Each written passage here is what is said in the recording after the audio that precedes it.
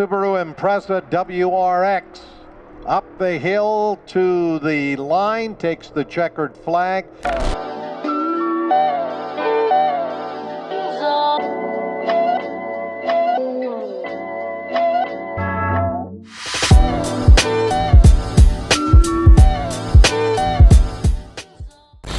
You know, so the story behind us actually shooting your vehicle is because we sent Lewis to get McDonald's the other day because nothing else is open around here at Lime Rock. Yeah, it was what, 10 or 11 p.m.? Pretty late, yeah. Yeah, it was like 11 p.m. and we just landed, got to the Airbnb, we're like, oh, we're starving. We're like, all right, let's go do a McDonald's run. And like the car in front of me just so happened to be this one.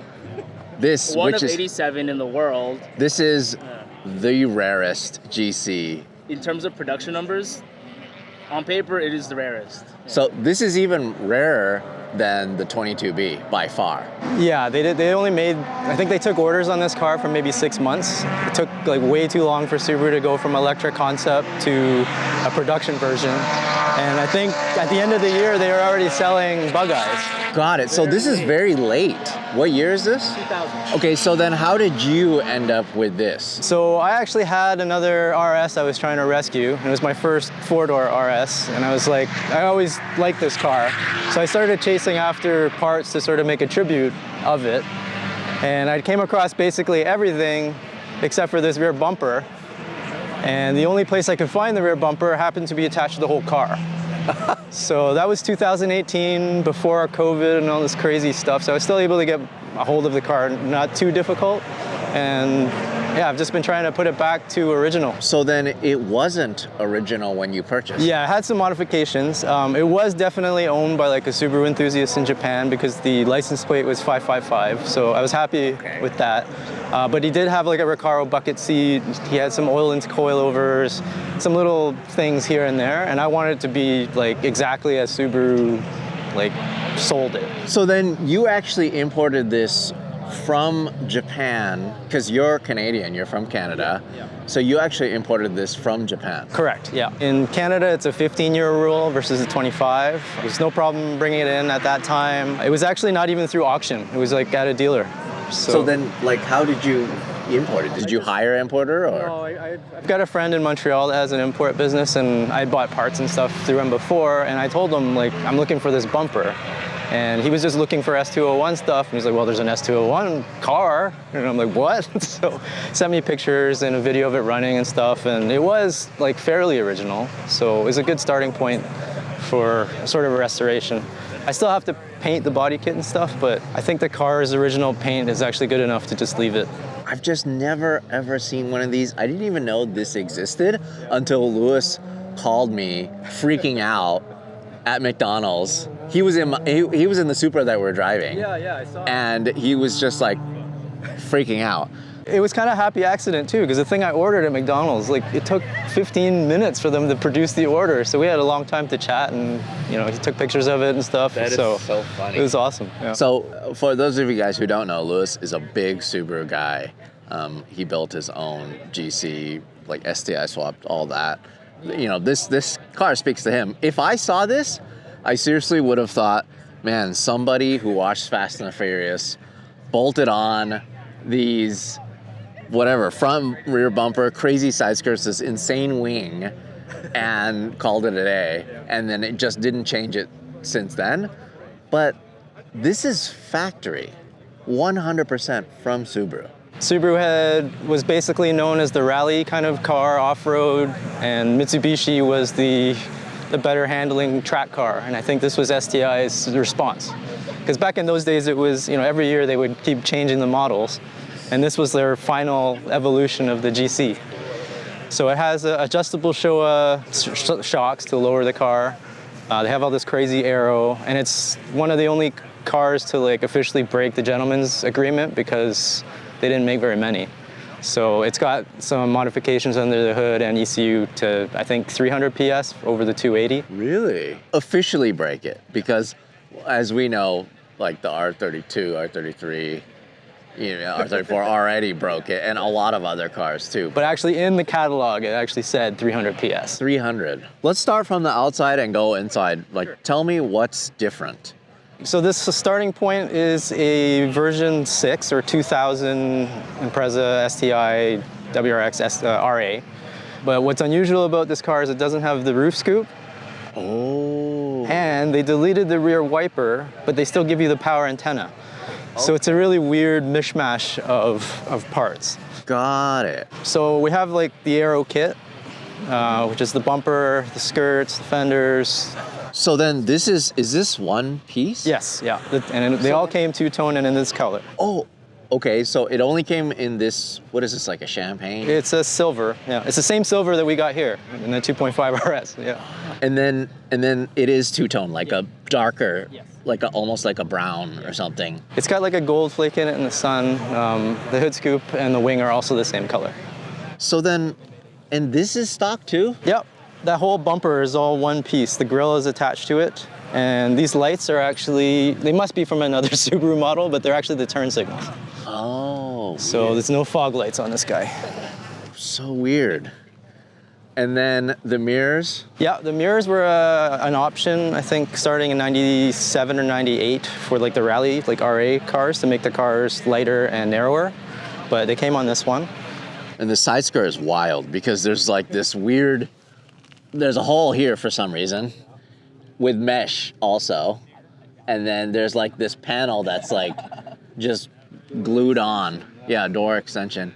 But this is cool that it actually has a sticker here. It says S201. So is this the first like S? Yep. So this was the first one, like an STI factory works car where they actually, did a complete catalog car. So it has basically everything they made for the GC8 on this. And then at the end of every generation, they've basically stuck to that. So at the end of the bug eye, there was the S202, 203, and so forth. And up until the US only, S209. And then what about the wheels? The wheels are RE07s, basically the Subaru Rays TE37. They were also an option that any GC8 person could, or any Subaru customer in that time could buy as an option. But they came stock on this car. And the rear bumper is the most wild thing. I mean, the front already was kind of wild, but this is like straight out of Fast and Furious. This is like... Yeah, it kind of reminds me of the Civic, like... Shogun? Or the Feels kit, right. with the huge wing and the big shovel front spoiler. And yeah, I guess they really wanted to differentiate from the rally car look, and they went crazy with it, so... How does this make the car faster? It doesn't. Maybe their idea of diffusing was different back then. And then look how wild this is. Like... Triple decker wing. Triple decker. This is actually designed by Fuji Aerospace. It's a real aerofoil. Like if you take this off, it's like hollow in the middle with the proper reinforcement structures, and they're two aluminum pieces. Like it's not fiberglass, so the wing is a pretty serious piece. That is so cool. Amazing. Says it in the back too, S201 Type RA. So cool. It's the original exhaust as well. That's the original exhaust, which is kind of crazy too. Yeah, that is crazy. It's huge. So then, can we take a look at under the engine bay? Yeah, absolutely. So yeah, again, I've done my best to restore this back to factory condition. So do you think this could potentially be worth more than a 22B? No. Why? It just doesn't have like that rally cachet and the time and all the iconic drivers and things that the 22B presents.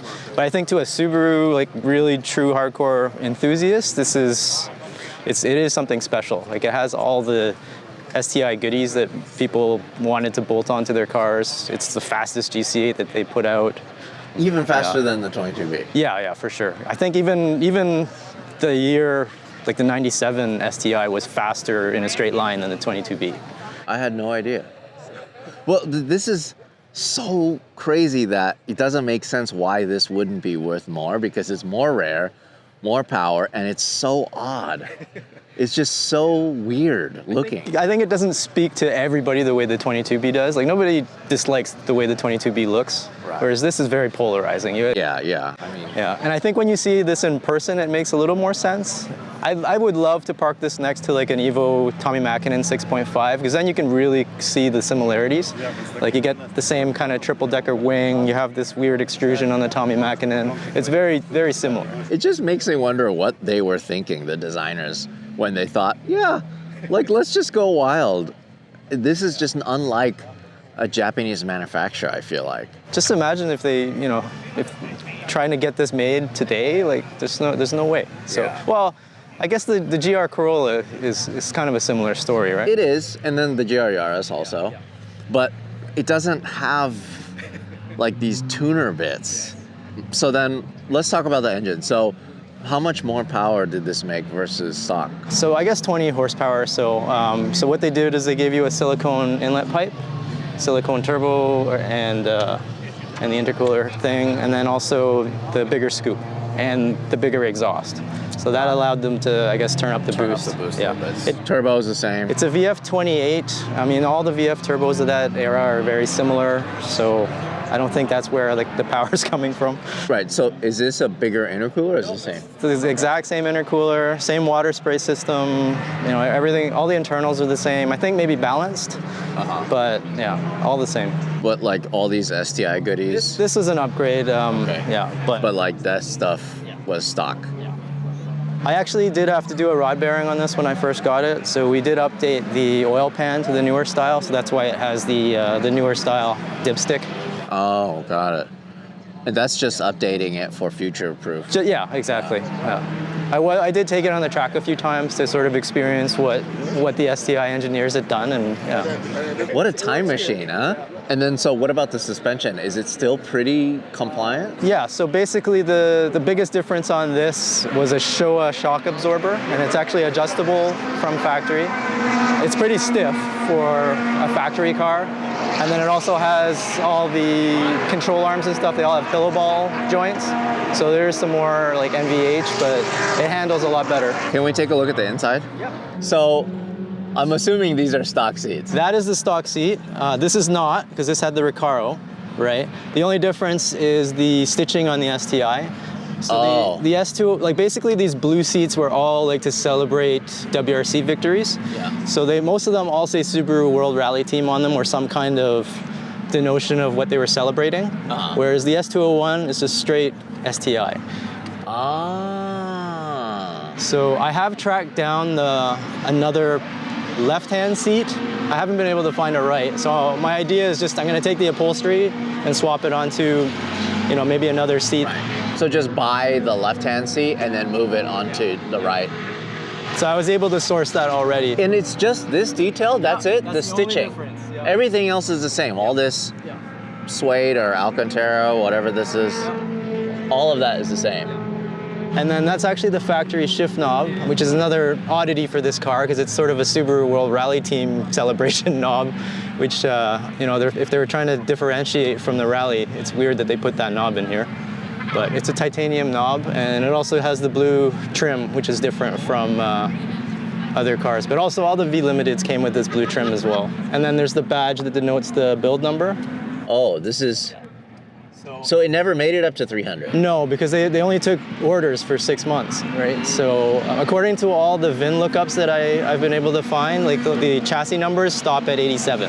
So this is all factory, no other... Well, the V Limited or the limited WRC celebration cars in 99 and 2000 also had the blue trim. This still has all the Japan bits. Yeah, I still have the ECT reader.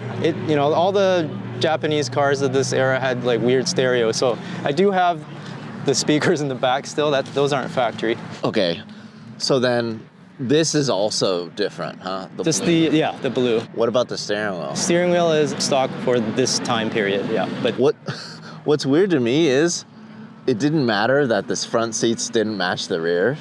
Like they couldn't just upholster the rear with this material. Right. No, it's just all black in the back. And no Alcantara in the back either. And they never made this in a two-door coupe. No, that's the other strange thing is that they decided to do this in a four-door. So maybe that's one reason why it's not so sought after. I mean, it doesn't make sense to me. I think it's the coolest thing. I love this car.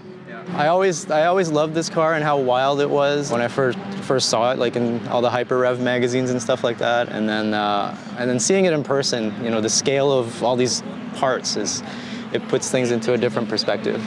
So then, have you seen another one before? Not in person, no. There is one other one in the States, in California, but it's for track use only because they're not legal yet. There's a couple running around in Japan, but most of them have like missing body parts, and because there's just no support for this stuff. Well, at the time when people bought this, and maybe when it went to another second hand or third hand, if somebody looked at it, they're like, ew. You know, they maybe would take the bumpers off or... There actually are a couple cars I've seen go through auction that are S201s, but they have factory like version 5, version 6 bumpers on it. So, and also, you know, they're fiberglass, and if you break it, like, you know... You're ruining the essence of the car. That's true, but I mean, it's really hard to replace, so... So then, does somebody have like a survivor? Do you know of a survivor or like a one that's fully restored? No. Never seen it. Yeah, although all the cars that I've seen are high kilometer, used, like fully enjoyed cars. Maybe yours will be the first where it's like pretty clean. I'm definitely trying to restore it, but you know, I'm using it. I drove it down here from Toronto, so. How long did you, or? About a 7.5, 8 hour drive. That's far. We went through the rain and everything too, so it's the first time this car has probably seen rain in a while. How is it underneath it? Is there rust or anything? No, and there's no undercoating on these cars either. It's like all just, you can see the glue and the metal and everything, and it's actually really clean. There's no rust on it. So cool, I love it. Thank you so much for bringing this. Thank you for highlighting it, so yeah. I'm stoked how many people like it, so. I love it. I love it so much. Hey, thanks for watching. If you want to support us directly, go to larrychenprints.com. I print and sign every single one of these. This is the perfect gift, or it's the perfect piece of art for your wall.